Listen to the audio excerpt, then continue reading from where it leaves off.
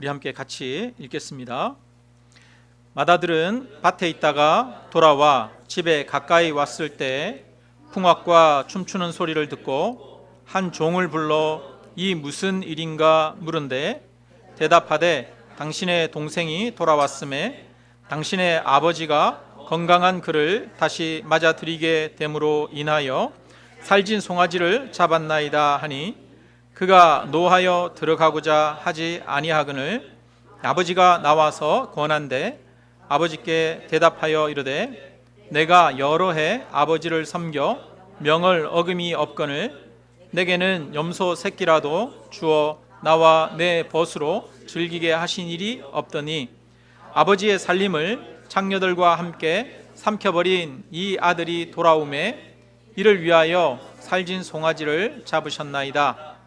아버지가 이르되 너는 항상 나와 함께 있으니 내 것이 다 내 것이로되 이 내 동생은 죽었다가 살아났으며 내가 잃었다가 얻었기로 우리가 즐거워하고 기뻐하는 것이 마땅하다 하니라. 아멘. 네, 오늘 우리가 읽은 이 탕자의 비유 잘 알고 있는 내용입니다. 둘째 아들이 탕자였죠. 둘째 아들이 아버지한테 유산을 달라고 그랬어요. 요즘은 아버지가 생존해 계실 때 유산을 물려주는 경우가 흔하게 있죠. 그리고 재테크를 잘하는 사람들은 미리미리 물려줘야 된다고 합니다. 왜 그렇습니까? 그래야 세금을 줄일 수 있대요. 그런데 옛날에는 그렇지 않았어요. 옛날에는 미리 유산을 물려주는 법이 없었습니다. 아버지가 돌아가셔야 그 유산이 상속되는 것이었습니다. 그러니까 아버지가 돌아가시기 전에 나한테 유산을 물려주십시오 라고 얘기하는 것은 아버지 빨리 돌아가시오 이런 의미였다고 합니다. 그러니까 이 둘째 아들이 아버지한테 나 빨리 유산 주세요 라고 얘기한 것은 아버지한테 굉장히 불효한 겁니다. 이 당시에 유산을 통상적으로 살아있을 때 물려주는 게 아니기 때문에 아버지는 선뜻 유산을 물려주지 않았을 것입니다. 그럼에도 불구하고 이 둘째 아들은 유산을 받아냈어요. 여러분, 그러면 그 과정 중에 어떤 일이 벌어졌겠습니까? 아버지가 순순히 그래 가져가라 이렇게 하면서 떼줬을 리는 만무하지 않겠습니까? 아들을 설득하고 그랬겠죠. 그리고 아버지는 분명히 내가 유산 물려주면 요놈 하는 행실을 보니 분명히 이거 가지고 엉뚱한 데 써버릴 거 알거든요. 그러니까 너 나중에 유산 물려받아라 이런 얘기 했겠죠. 그러니까 이 둘째 아들은 아버지한테 온갖 방법을 다 썼을 것입니다. 땡깡도 부리고 협박도 하고 또 아버지한테 잘 보이려고 회유도 하고 온갖 수단을 다 쓰다가 보니까 아버지가 마지못해 그래 여기 있다 그러면서 주지 않았겠습니까? 그러니까 이 아들은 정말 온갖 못된 행동을 다 하는 그런 아들입니다. 나쁜 아들이죠. 요즘으로 따지면 폐륜하다라고 할 수도 있는 그런 아들입니다. 그런데 그 유산을 받자마자 다 팔아버려가지고 그 돈을 가지고 해외로 갔어요. 아버지랑 연락도 끊어버리고 허랑방탕하게 살아가다가 그 돈을 모두가 탕진해 버립니다. 이 당시에 이 둘째 아들은 누가 봐도 고약한 사람이거든요. 동네에서 조리돌림 당하고 몰매를 맞아 죽어도 마땅한 그런 아들입니다. 그런데 아버지는 그 아들이 떠난 날부터 하루도 빠짐없이 편히 잠든 날이 없습니다. 날마다 그 아들 생각에 아파하며 쓰라린 가슴을 안고 눈물 흘리다가 잠들었습니다. 이 아들이 모든 가산을 다 탕진하고 나중에 집으로 돌아오지요. 그때 아버지는 아들이 멀리 동네 입구에 들어오는 것을 보고 그 아들을 향해서 100m 달리기 하듯이 쏜살같이 달려갑니다. 혹시라도 들어오는 길에 동네 사람들로부터 박해를 받거나 또 몰매를 맞지 않을까 아들을 보호하기 위해서 달려갑니다. 이 말은 아버지가 항상 그 아들을 기다리고 있었다는 말이에요. 오는지 안 오는지 보고 있었다는 말이에요. 아들이 잘못했다고 용서를 구하기 전에 아버지는 그 아들에게 달려가서 목을 안고 끌어안고 입을 맞춥니다. 이 말은 아버지는 아들이 용서를 구하기도 전에 이미 다 용서했다는 것을 말합니다. 아들의 누더기 옷을 벗기고 가장 좋은 옷으로 입혔습니다. 그리고 손에 가락지를 끼워 주었습니다. 아들의 모든 지위를 회복시켜 주었다는 것입니다. 그리고 잃었던 아들이 돌아왔다고 송아지를 잡아서 동네 잔치를 합니다. 아버지는 아들에게 그 죄에 대한 책임을 묻지 않습니다. 대가를 요구하지 않습니다. 그저 그 아들을 다시 받아주고 아들의 위치를 회복시켜 주었습니다. 이것이 우리를 향한 하나님 아버지의 사랑입니다. 이것이 지금도 이 사랑으로 하나님은 우리를 사랑하고 계십니다. 우리가 회개하기도 전에 하나님이 먼저 하나뿐인 아들 예수 그리스도를 십자가에 못 박아 우리를 향한 하나님의 사랑을 확증하셨습니다. 하나님은 우리가 하나님께로 돌아가기도 전에 이미 우리를 용서하시고 기다리고 계십니다. 우리가 하나님께로 가면 아무 대가를 요구하지 않으시고 아들의 지위를 회복시켜 주십니다. 이 하나님의 사랑을 믿으시기를 주님의 이름으로 축원합니다. 예수님이 이 탕자의 비유를 오늘 본문에서 하고 있어요. 그런데 이 탕자의 비유를 할 때 주변의 상황이 어땠는지 15장 1절, 2절, 3절에 보면 이야기를 하고 있습니다. 우리가 같이 한번 읽어볼까요? 15장 1절, 2절, 3절입니다. 모든 세리와 죄인들이 말씀을 들으러 가까이 나아오니 바리새인과 서기관들이 수군거려 이르되 이 사람이 죄인을 영접하고 음식을 같이 먹는다 하더라. 예수께서 그들에게 이 비유로 이르시되. 아멘. 예수님의 이 비유 앞에 이 서기관들과 바리새인들이 있었고 또 세리와 죄인들이 있었습니다. 그러니까 이 비유는 예수님 앞에 있는 이 모든 사람들에게 하신 비유라고 할 수 있습니다. 첫째는 이 세리와 죄인들에게 하신 말씀이죠. 이 세리와 죄인은 방탕한 둘째 아들과 같습니다. 그리고 또 이 비유는 바리새인과 서기관과 같은 첫째 아들에게도 한 비유라고 할 수 있습니다. 우리는 이 본문을 보면서 본문이 하나님의 사랑을 보여주고 이 탕자에 대한 메시지를 주는 것은 잘 캐치를 할 수 있어요. 쉽게 이해가 됩니다. 그런데 오늘 본문에서 하나님은 이 세리와 또 죄인들에게만 하신 말씀이 아니에요. 탕자들에게만 하신 말씀이 아니에요. 누구에게도 하셨습니까? 바리새인과 서기관들에게도 하셨어요. 그러니까 바리새인과 서기관들이 예수님이 세리와 죄인들과 어울리고 그들과 음식을 먹고 그들과 얘기를 나누는 것을 보면서 아니 어떻게 저럴 수가 있지? 라고 놀라면서 수군거렸거든요. 그래서 그 수군거림에 대해서 사실은 이 바리새인과 서기관들에게 가르쳐주기 위한 그런 의도가 많다는 겁니다. 그런 의미에서 보면 오늘의 이 메시지의 초점은 한편으로는 큰아들에게 있다고 할 수도 있어요. 우리는 보통 작은 아들, 탕자가 문제라고 생각하죠. 그런데 탕자보다도 사실은 누가 더 큰 문제예요? 큰아들이 더 큰 문제를 안고 있습니다. 그러면 우리는 큰아들입니까? 아니면 탕자입니까? 나는 탕자 같아요? 네. 사실 우리는 큰아들에 가깝습니다. 왜냐하면 우리는 지금 막 하나님께로 돌아온 아들이 아니잖아요. 우리는 이미 신앙생활 한 지 적게는 몇 년, 수년부터 많게는 수십 년 되지 않았습니까? 우리는 하나님께로 돌아온 지 신앙생활을 하면서 살아간 지 오래됐어요. 그래서 어쩌면 우리는 큰아들의 마음을 많이 가지고 있을 수도 있습니다. 오늘 내가 이 큰아들과 같이 아는지 다시 한번 살펴보는 그런 시간이 되기를 바랍니다. 자, 큰아들이 밭에서 일을 하고 돌아왔어요. 근데 집에 가까이 왔는데 풍악 소리가 들리는 거예요. 그래서 종을 불러서 무슨 일이냐 물어봤어요. 그랬더니 집 나갔던 동생이 돌아왔습니다. 그래서 아버지가 송아지를 잡아서 잔치를 열고 있습니다. 이렇게 이야기를 한 겁니다. 자, 28절에서 30절까지 같이 한번 읽겠습니다.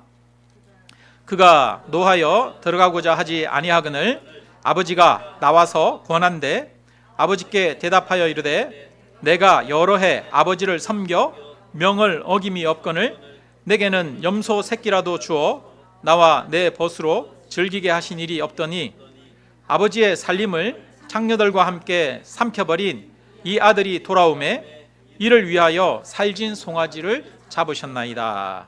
아멘. 여러분, 이 이야기 속에서 첫째 아들의 잘못, 그 잘못이 보입니까?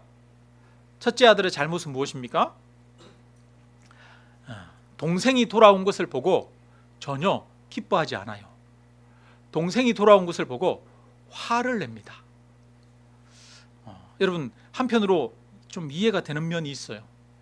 동생이 이 유산을 받아가지고 집을 나가버리는 바람에 집안 일은 오롯이 자기 몫이 되었을 거 아니에요? 그러니까 동생이 해야 할 몫까지도 자기가 책임졌던 거 아닙니까? 나만 고생하네? 이런 생각. 여러분, 우리 형제들 간에도 그런 일 있잖아요. 집안에 여러 일들을 놓고 왜 나만 이런 고생을 해? 아니, 첫째는 안 해? 왜 막내는 안 해? 이런 생각이 들 때도 있잖아요. 아마 이 첫째는 그런 생각이 들었을 거예요. 저 막내는 아무것도 안 하네? 이런 생각 있었지 않겠습니까? 또 이 둘째가 떠나고 나서 집안 분위기가 얼마나 힘들었겠어요. 그죠? 아버지는 첫째 아들 떠나고 나서 날마다 힘들어합니다.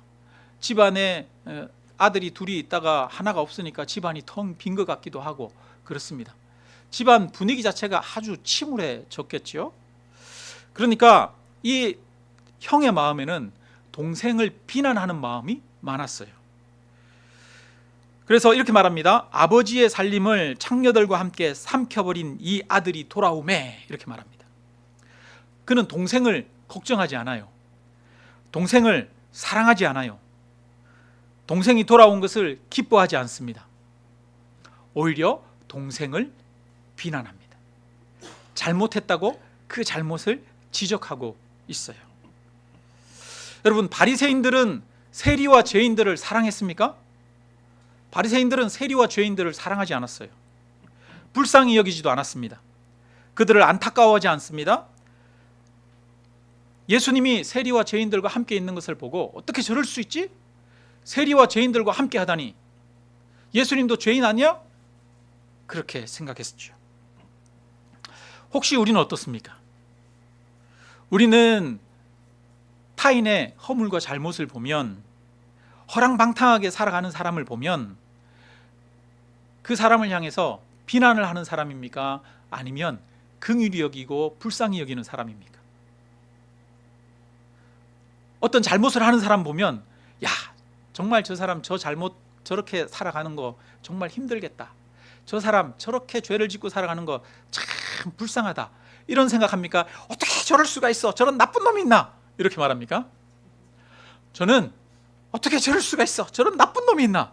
이렇게 생각할 때가 더 많아요. 우리 안에 정말 사랑이 없는 거죠. 긍휼히 여기는 마음이 없는 거예요. 근데 예수님은 그렇지 않습니다. 예수님 앞에 누가 봐도 잘못한 한 여인이 잡혀왔어요. 간음하다가 잡힌 여인이지요. 사람들이 그 여인을 끌고 와서 어떻게 해야 됩니까? 돌로 쳐 죽여야 되는 거 아닙니까? 이렇게 비난하고 죄를 묻습니다. 그때 예수님은 뭐라고 말씀하십니까? 죄 없는 자가 돌로 치라. 그리고 그 여인에게도 말을 합니다. 나도 너를 정죄하지 아니하노니 다시는 가서 죄를 짓지 말아라. 예수님은 죄를 짓는 자를 향해서 비난하거나 정죄하는 마음이 없습니다.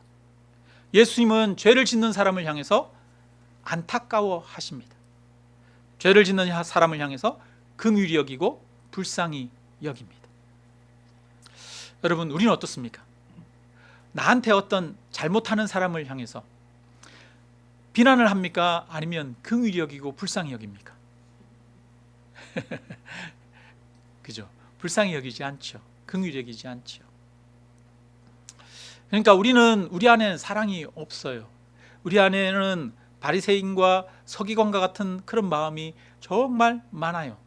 세상의 대부분의 사람들이, 모든 사람들이 바리새인과 서기관과 같은 마음을 가지고 있습니다. 자기는 저 동생과 다르다고 생각합니다. 그러니까 쉽게 비난하는 것이요. 나는 저들과 같지 않다고 생각해요. 세상에 허랑방탕하게 사는 사람들과 같지 않다고 생각합니다. 그래서 우리는 쉽게 비난하지요. 이 큰아들은 아버지의 마음을 잘 모르는 것 같아요. 동생이 떠난 후에 아버지는 단 하루도 마음 편하게 자지를 못했습니다. 밤마다 걱정하면서 눈물 흘리다가 잠들었습니다. 그러면 그런 아버지를 보면 이 첫째 아들이 해야 되는 건 집안의 일을 열심히 하는 게 아니라 하던 일을 중단하고 동생을 찾으러 가는 게 형이 해야 될 일이죠. 근데 그는 동생을 찾으러 가지 않아요. 오히려 그리고 아버지의 마음을 전혀 이해하지 못합니다.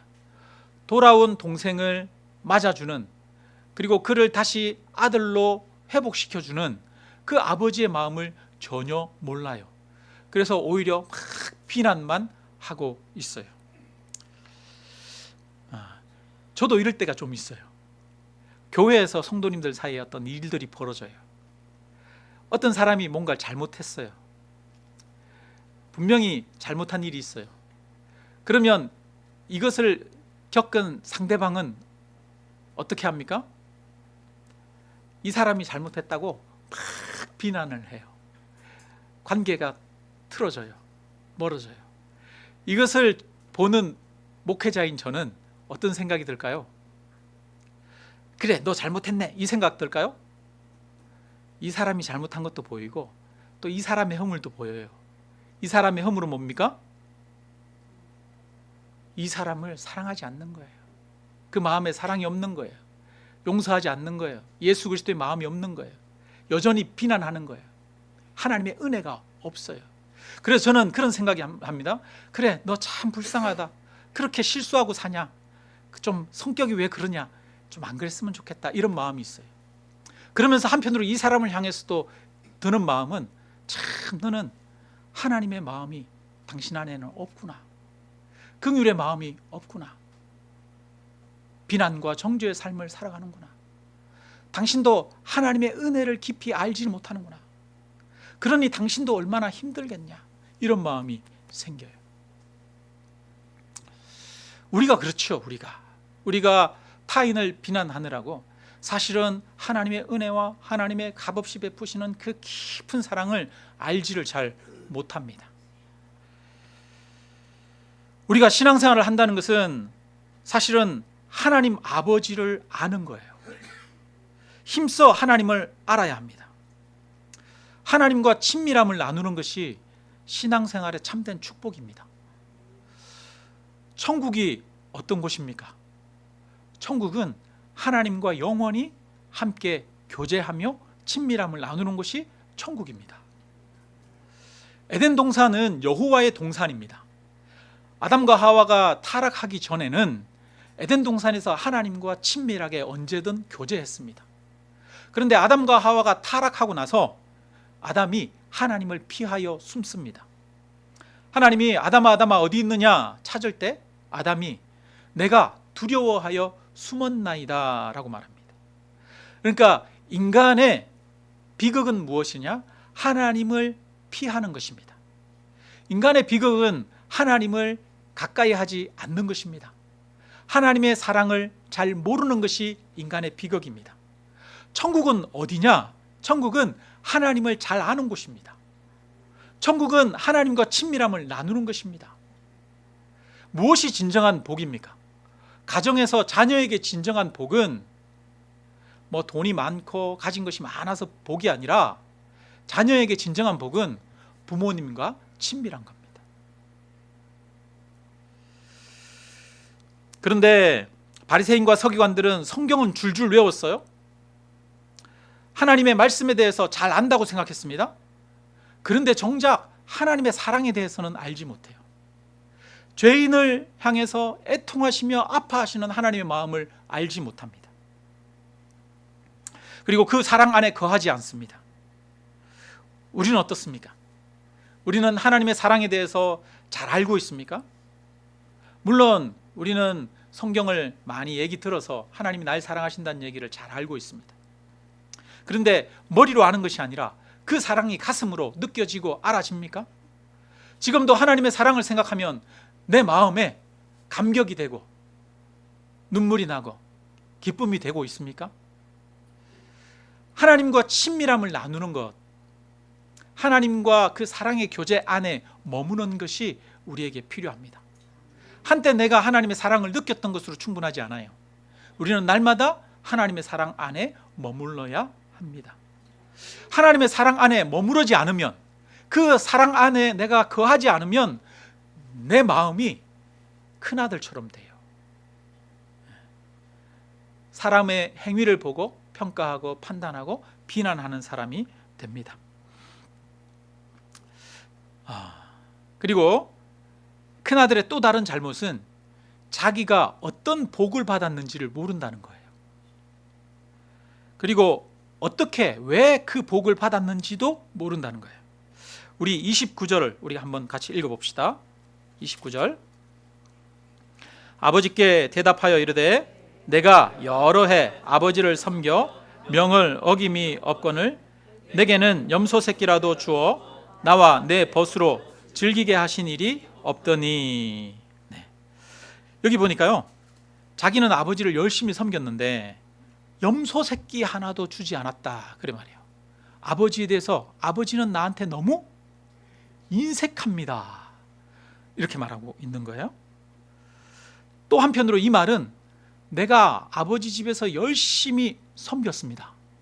그러니까 나에게는 동생보다 더 많은 것을 받을 자격이 있습니다 이 말이에요. 열심히 일해서 자격이 있는데도 불구하고 아무것도 받지 못했다고 생각하는 거예요. 근데 여러분, 무엇이 잘못된 생각이냐? 열심히 일했기 때문에 동생보다 더 많이 받아야 된다라고 하는 그 생각이 잘못된 거예요. 왜 잘못된 겁니까? 여러분, 열심히 일하면 더 많이 받아야 됩니까? 이 아들이, 큰아들이 아버지로부터 많이 받는 이유가 아버지 마음을 잘 헤아리고 열심히 일했기 때문입니까? 여러분, 그건 틀린 말이에요. 이 아버지 집에는 이 큰아들보다도 더 열심히 일한 사람들이 있어요. 누구요? 그 집에 있는 종들이에요. 그 집에 있는 종들은 이 큰아들보다도 더 일찍 일어나고요, 더 늦게까지 일하고요, 주인의 명령이라고 하면 그냥 꾸벅 죽었어요. 주인의 명령이라면 모든 것을 순종했습니다. 그러면 이 종들이 더 많은 것을 받아야 됩니까? 더 많이 일했으니까? 아니잖아요. 이 큰아들이 아버지로부터 받는 이유는 더 많이 일했기 때문입니까? 아들이기 때문입니까? 아들이기 때문이에요. 아들이기 때문에. 그죠? 아들이기 때문에 그저 은혜로 받는 거지요. 노력한 대가로 받는 것이 아니라 값없이 받는 거예요. 우리는 교회에서도 그래요. 내가 더 많이 수고했고 내가 더 많이 노력했기 때문에 내가 더 인정받아야 된다고 생각하는 마음이 있을 수 있어요. 그렇다면 그것은 큰아들의 마음입니다. 우리는 하나님으로부터 많은 것을 했다고 해서 더 많은 것을 받을 자격이 있는 것이 아닙니다. 이미 하나님은 우리에게 많이 주셨습니다. 자, 이 큰아들의 마음은 보니까 받은 것이 아무것도 없다라고 말하고 있어요. 아버지는 나에게 염소 새끼 한 마리 준 적 없다 이렇게 말하고 있습니다. 그래서 아버지에 대한 감사도 없고 기쁨도 없어요. 원망만 있어요. 여러분, 감사가 없고 원망만 있는, 우리가 큰아들과 같은 마음이 되면 원망이 생겨요. 감사가 없어져요. 그러면 한번 생각해 봅시다. 정말 큰아들이 받은 것은 하나도 없습니까? 그렇지 않습니다. 31절 우리 한번 읽어봅시다. 31절. 아버지가 이르되 예 너는 항상 나와 함께 있으니 내 것이 다 내 것이로되. 네. 너는 항상 나와 함께 있으니. 여러분, 큰 아들은 아버지 곁에 있었어요. 아버지 곁에 있는 것이 복입니까? 복이 아닙니까? 여러분, 자녀들에게는 부모님이 있는 게 복이잖아요. 부모님이 없는 게 불행이잖아요. 아버지 곁에 있으면 얼마나 좋습니까? 그런데 이 큰아들은 아버지 곁에 있었으면서 그게 자신의 복이었다라고 생각하지 않아요. 어떤 사람이 허랑방탕하게 살아요. 그래서 마음대로 인생을 삽니다. 하나님을 떠나서 살다가 나중에 하나님께로 돌아왔습니다. 그런 사람을 보고 부러워합니다. 나도 저 사람처럼 저렇게 한번 마음대로 살아봤으면 좋겠다. 여러분, 그런 마음이 들 때 있습니까? 조금 억울하십니까? 저는 나이트클럽이나 이런 데 좀 한 번도 제대로 못 가봐서 일찍부터 교회 다녀가지고 그래서 한때는 나도 그런 데 좀 가봤었으면 이런 마음이 있어요. 그런데 한편으로는 그런 데 가보지 않고 그냥 이렇게 살아가는 것도 참 감사한 일이에요. 여러분, 이 둘째 아들 생각해 봅시다. 둘째 아들 아버지 유산을 가가지고 마음대로 썼어요. 부럽습니까? 아니에요. 그 유산을 받아가가지고 마음대로 썼지만 그때는 즐겁고 행복했죠. 그런데 그 이후에 얼마나 많은 고통을 겪었습니까? 돈이 사라지니까 친구들이 떠나는 그런 배신감을 맛보아야 했습니다. 뿐만 아니라 그는 또 종으로 가가지고 남의 집에서 일해야 했습니다. 여러 가지 불안과 염려와 근심에 쌓일 수밖에 없었겠지요. 결국은 돼지까지 쳐야 됐어요. 유대인은 돼지를 안 치잖아요. 돼지고기 안 먹잖아요. 그런데 유대인으로서는 하지 않는 그런 부정한 일까지도 하게 되는 겁니다. 뿐만 아니라 돼지가 먹는 그 쥐염 열매를 먹으려고 했는데 흉년이 들어가지고 그 쥐염 열매도 먹을 수가 없었어요. 이 둘째 아들은 인생의 큰 고통과 비참함을 맛보았습니다. 여러분, 이 비참함과 고통을 맛보고 그래서야 결국은 하나님께로 돌아온 것이죠. 큰아들 입장에서는 이 작은 아들이 부러워할 만합니까? 아니죠. 게다가 이 탕자는 이미 유산을 다 써버렸어요. 뿐만 아니라 동네에 왔는데 동네에서 사람들의 웃음거리, 비난거리가 되었습니다. 앞으로 동네에서 살아가면서 아들의 지위는 회복했지만 사람들로부터 신뢰는 받지 못할 것입니다. 반면에 큰아들은 아버지 곁에 항상 같이 있었어요. 아버지의 돌봄과 사랑을 계속 받고 있었습니다. 그는 배고픔도 또 어려움도 경험하지 않았어요. 그리고 모든 재산을 상속받았습니다. 사실은 누가 큰 복을 받았습니까? 이 큰아들이 큰 복을 받은 것이에요. 엄청난 복을 받은 거지요. 그런데 자기는 그런 큰 복을 받았다고 생각을 안 하는 거예요. 오히려 뭐라고 그러냐면 아버지는 나한테 염소 새끼 한 마리 준 적 있습니까? 이렇게 이야기하는 거예요. 자기가 무엇을 받았는지도 모르고 또 왜 그것을 받는지도 몰라요.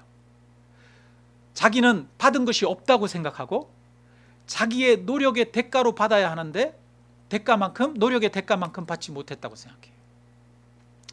하나님의 은혜, 아버지의 은혜, 사랑, 그걸 전혀 모르고 있는 거예요. 이 지점에서 불쌍한 사람이 있어요. 누가 더 불쌍해졌습니까? 둘째 아들은 탕자로 나갔다가 다시 돌아왔어요. 다시 돌아오는 그 과정을 통해서 그 비참한 어려움을 통해서 아버지의 사랑을 의지하게 됐어요. 그래서 아버지를 알게 되고 그 은혜를 알게 되었지요. 그런데 첫째 아들은 아버지의 은혜를 몰라요. 그래서 결국은 누가 더 불행한 사람입니까? 큰아들이 더 불행한 사람이에요. 큰아들이. 하나님의 은혜를 모르는 이 아들. 그래서 더 불쌍한 아들이에요. 예수님 당시에 세리와 죄인들은 죄인들은 나중에 예수님을 믿고 예수님을 따랐어요. 그런데 바리새인과 서기관들은 예수님을 죽이는 일에 앞장섰습니다. 결국은 예수님이 누구신지도 모르고 하나님의 사랑이 무엇인지도 모르고 하나님을 죽이는 데 앞장섰던 것이죠.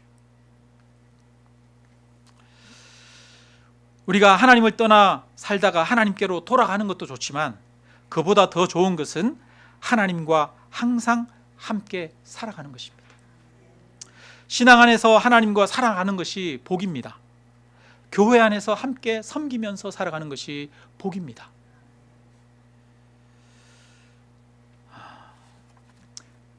이 큰아들과 같은 그런 마음이 우리가 될 때가 참 많이 있어요. 우리는 내가 바로 탕자라고 생각하죠. 나는 탕자와 같이 나는 하나님 앞에 죄를 지었는데 하나님이 값없이 우리를 용서해 주셨다고 생각합니다. 그런데 신앙생활을 많이 하다 보면 나도 모르는 사이에 내 마음에 하나님이 값없이 내게 무한하신 은혜를 베풀어 주셨음을 느끼지 못해요. 여전히 지금도 하나님이 나와 함께하고 계시고 나를 사랑으로 돌보고 계신다는 사실을 온전히 고백하고 있지를 못합니다. 하나님의 사랑이 마음에서 식어져 버려요. 그래서 처음에는 탕자의 마음이었다가 나중에는 큰아들의 마음으로 바뀌는 거예요. 우리 한번 생각해 봅시다. 만약에 우리 교회에 정말 인생을 허랑방탕하게 살아가는 사람, 교회는 다니는데 완전히 이상의 개차반이에요. 막 그런 사람이 우리 교회에 왔다고 생각해 봅시다. 예배에 왔는데 술 냄새 풀풀 풍기면서 저 뒤에 앉아 있어요. 여러분, 그 사람을 볼 때 저 사람 참 귀하다 이렇게 보입니까? 어떻게 교회를 저러고 올 수 있어? 이렇게 봅니까? 어떻게 저렇게 올 수 있어? 이렇게 생각하면 뭐예요? 우리의 마음에 정죄하는 마음이 있는 거예요. 이 첫째 아들과 같은 마음이 있는 거예요. 우리가 우리 자신을 잘 지켜야 합니다. 내 안에 첫째 아들과 같은 마음이 있지는 않은가? 나의 공로를 의지하는 마음이 있지 않은가? 뿐만 아니라 하나님의 사랑 그 안에 머물고 있는가? 이것을 항상 점검해 보아야 합니다. 그리고 나는 타인을 사랑하기보다 오히려 정죄하는데 나의 마음이 빠르지 않은가? 다시 한번 돌아보아야겠습니다. 사실은 이 바리새인과 서기관들도 하나님을 열심히 찾고 또 하나님을 구하는 사람들이었습니다. 그런데 오히려 그 하나님의 마음을 잘 몰랐습니다. 오늘 저와 여러분은 교회를 열심히 다니고 있어요. 저와 여러분은 세상 사람들보다 더 하나님께 가까이 하고 또 예배를 드리고 그렇게 하나님을 찾고 있습니다. 그런데 만약 우리가 하나님의 사랑을 하나님께서 나에게 베풀어 주시는 그 은혜, 값없이 베풀어 주시는 그 은혜를 깊이 알지 못한다면 바리새인과 서기관과 같은 그런 사람이 되는 것입니다.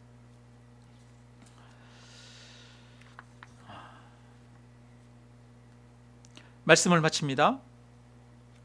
우리 모두는 둘째 아들, 탕자들입니다. 우리에게는 아무 공로가 없습니다. 오직 하나님의 값없는 사랑으로 우리를 용서하셨고 사랑하셨습니다. 그런데 많은 사람들이 신앙생활을 하다가 보면 스스로 자기가 탕자임을 잃어버리고 큰아들과 같은 마음을 가질 때가 많습니다. 내 안에 큰아들과 같은 마음이 없는지 끊임없이 돌아보아야 합니다. 내가 바리새인이 되고 서기관이 되어 있지 않은지 돌아보아야 합니다. 내 안에 하나님의 은혜가, 하나님의 사랑이 흐르고 있는지 돌아보아야 합니다. 그래서 날마다 하나님 앞에 그 값없는 은혜를 의지하고 내가 바로 둘째 아들과 같은 탕자임을 고백하면서 살아가는 그런 우리가 되기를 주님의 이름으로 축원합니다. 우리 함께 찬양 드리겠습니다.